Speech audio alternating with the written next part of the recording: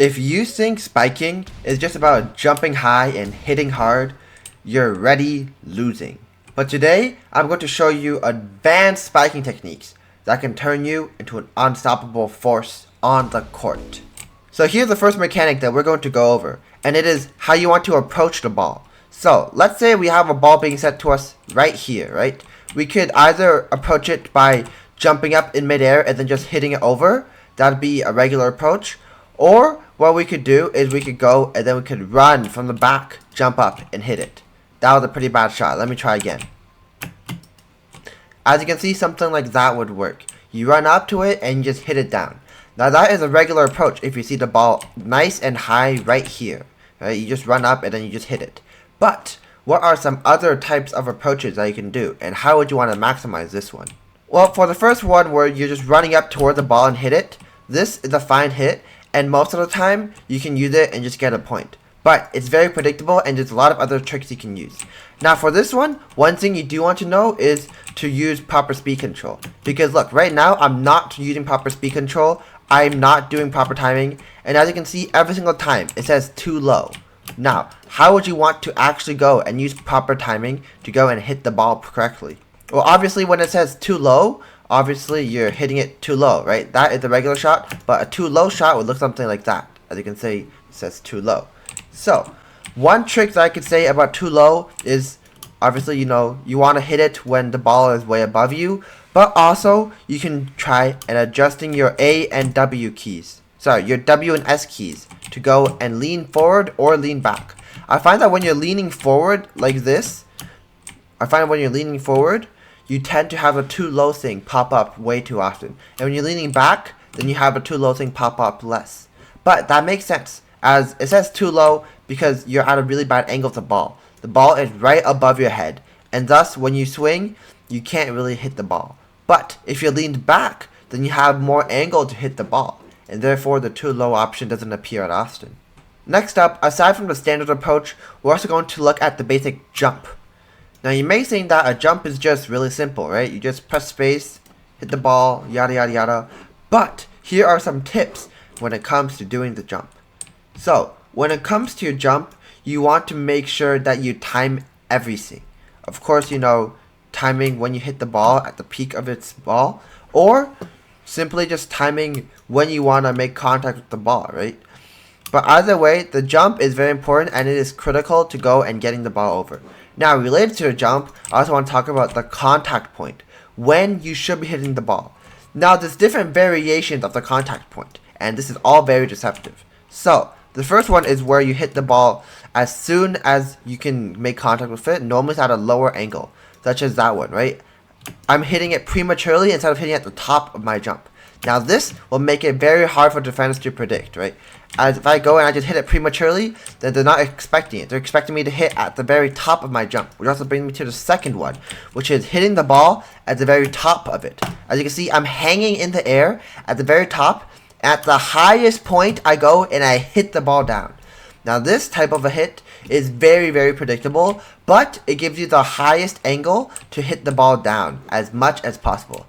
So it has the most power, but it is also the most predictable. And what you want to do is you might want to go and angle the ball, which brings me to my next point, and I'll go on to that one later. Now the last one is, instead of hitting the ball early or hitting it in the peak time, what you want to do now is hang and hit it on your way down. Now this one is super tricky. This one is a little bit difficult to do, but as you can see, something like that. Now if you hit at the peak time, normally it will go to the very back of the court, such as back here, so you do have to be careful as to not to hit it out of bounds. But this type of a hit can be very, very difficult for defenders to go and try to block. Now why is it so difficult? It's because defenders are normally thinking, right? You go, you jump up, you hit it at the peak of your jump. But they're never thinking that you jump up, you hit it on your way down. This type of a shot makes sure that if the defenders jump a little too early, such as this, they jump too early, then you can go and you can punish that by go and spiking it down while they're going on a downward angle with this block. And when you're in your downward angle with your block, all you can do is try to tilt it. You can't go and do something else such as, a dive.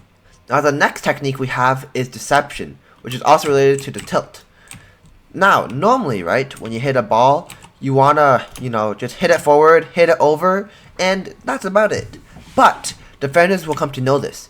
If, let's say, right, I'm hitting it at this angle straight forward, then the defenders, they'll come straight forward and they'll jump up into the air and they'll block, right?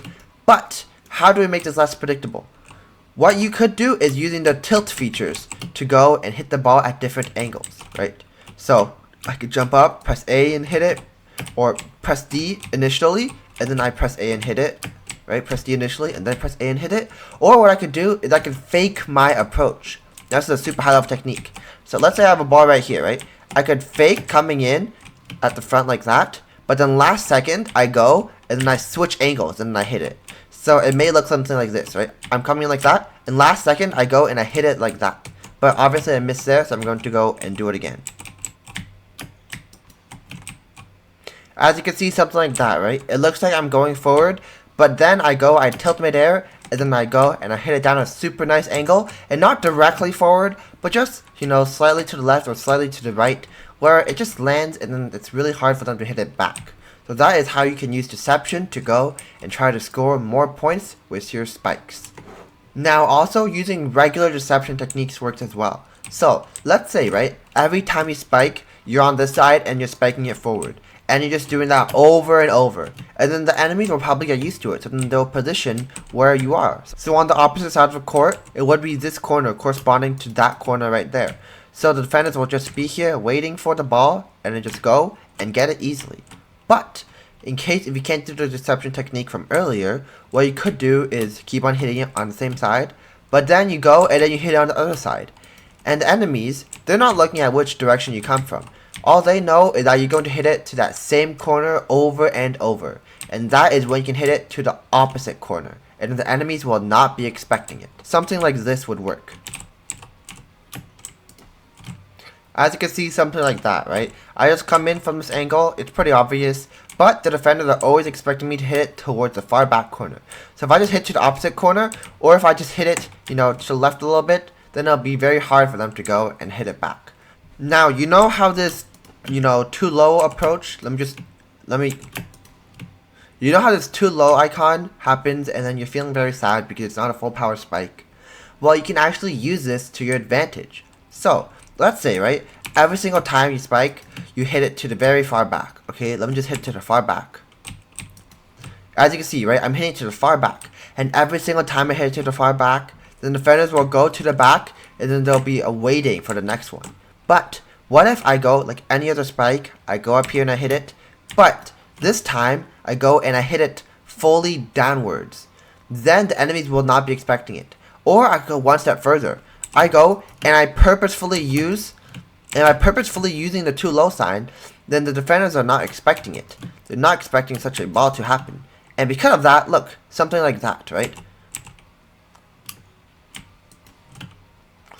I can't get a too low sign to happen right now. I don't know, I've just been hitting and it's not happening. But either way, you get the idea, right? I could go use a too low sign and then use it to my advantage to do a very light shot here. And then the enemies will not be expecting it. But also, I can go, always hit it to the back, but then hit it forward with a close range spike, such as this one. Just keep on doing those close range spikes, and then switch it up by doing a far range spike, such as that one. Right? Keep on switching it up. And one tip I have for you guys to do this more consistently is to use the W and S keys. These are very, very crucial. As you can see, right? I'm holding the W key right here, and that's the kind of spike that's going down. Compared to holding the S key, and it looks like this. As you can see, it goes way further. So that is the biggest tip that I have for you guys when doing a short or long deceptive spike. Additionally, here's a shot that you can consider doing when you see multiple defenders or just a single defender, but it's very obvious that they're staying to defend, as they're just at the top here and then they're waiting for you to go and hit it over. So let's say that there's an enemy defender right here, right? He's just waiting, he's just standing here. So what you can do is, right, instead of hitting it to the sides, which let's say you can't get an angle for that or you haven't practiced enough, and then you just hit it towards the enemy, right? Right there, you hit it towards the enemy. You can almost preemptively stay up here because you already know that they're going to go and hit it toward the front here. So when they do eventually block it and hit it toward the front, that is when you can go dive for it, or you can just do a simple set as they're hitting it right towards you and you know exactly where they're going to hit it to, if you see them block every single time. But on the off chance that you spike, and then you get like a too low symbol, for example, and the enemy just spikes it back, then you played yourself. So overall, it is best to hit it, deep into the corners, or hit it into the front corners here. But if you really can't, and you know that the enemy is going to block, then you can go and anticipate the block, and get ready to go and defend that. Now here is 2 more shot variations you can try doing. So this one is the fade shot, right? Where you're at the front, you go back, and then you hit it over. Now that was a too low technique, right? They say that I'm hitting it far and then I hit it too low. Or additionally, if I don't want to do the too low technique, I go hit it normally and I can hit it far like that. But either way, the point of this shot is you're at the front, so the enemies think, oh, I'm probably just gonna go, set it to my team or just go for some blocks. But no. Instead, I go, and I'm the one that's hitting it over. And as you can see, this type of a shot can prove to be very, very effective when enemies are not expecting you to hit it. Now, the next one is the side shot. This is when you're coming in from the side, and you're going and you're hitting it. Now, this type of a shot can also be super, super, really good to pull off. As you can see, right, that shot right there had a super nice angle on the opponents, coming straight down. And they're not expecting it, as you're at the side. They think, oh, I'm probably just going to go, bump it, or I'm getting ready for my teammate to set me, and then I go, and then I spike it on the side, or I can spike it at this angle on the side, right? But, no, no, no. Then I come in from the side, and I go, and I hit it down just like that. This type of a shot can prove to be very, very deceptive. I can also use a too low technique right there to go. They think that I'm hitting it to the back court, instead I'm hitting it to the front side. And you can just do a bunch of techniques, you can play around with these, and overall, this technique, you can just keep on doing it. It's a pretty good technique, right? It works every single time. I'm going to try to hit it to the back court now. As you can see, right, I'm coming in from the side and I'm hitting it to the back court, or I can go and do what I normally do and hit it to the front court. Either way, this type of a shot can prove to be very, very effective. As you can see, something like that, right? I'm going in, holding the A key and jumping, and then I go and then I hold the W key, which makes it go all the way down. That type of a shot is exactly what you want to do in a real game. Now, all those different techniques and different pointers that I showed are great and all, but if you want the strongest of them all, the double jump spike.